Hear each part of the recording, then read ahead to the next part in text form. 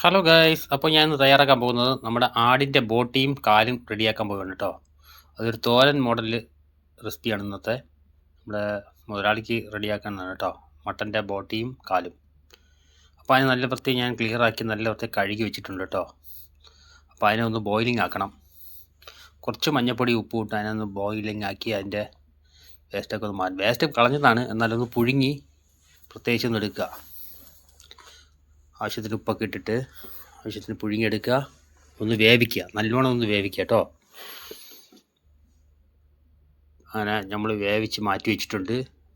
ഇപ്പോൾ നല്ല വെന്തിട്ടുണ്ട് കേട്ടോ. അപ്പോൾ അതിനെ ഞങ്ങൾ പ്രത്യേകിച്ച് നമുക്ക് അതിലേക്ക് വേണ്ട സാധനങ്ങൾ എന്താണെന്ന് നമുക്ക് നോക്കാം. ഇത് പുഴുങ്ങി വെച്ച മട്ടൻ്റെ ബോട്ടിയും കാലുമാണ്. അതിലാവശ്യമുള്ളത് ഉള്ളി, പച്ചമുളക്, ഇഞ്ചി, വെളുത്തുള്ളി, പിന്നെ ഏലക്ക, ഗ്രാമ്പ്, മഷ്റൂം, പിന്നെ വയനയില. അപ്പോൾ നമുക്ക് നേരെ കുക്കിങ്ങിലോട്ട് പോവാം. ഒരു ഫ്രൈ പാനിൽ നമുക്ക് കുറച്ച് ഓയിൽ ഒഴിക്കുക.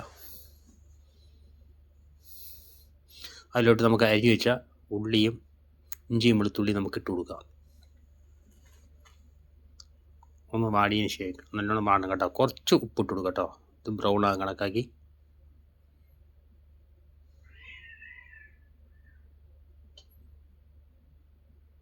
അത് നല്ലോണം വാടിയതിന് ശേഷം കുറച്ച് ഇലയും ഗ്രാമ്പും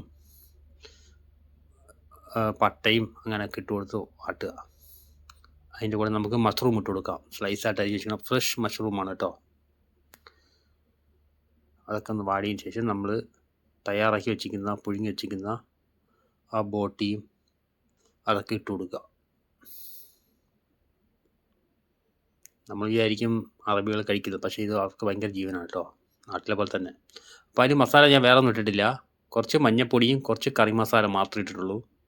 കണ്ടില്ലേ, ആ 2 ഐറ്റമാണ് ഞാൻ ഇട്ടിട്ടുള്ളത്.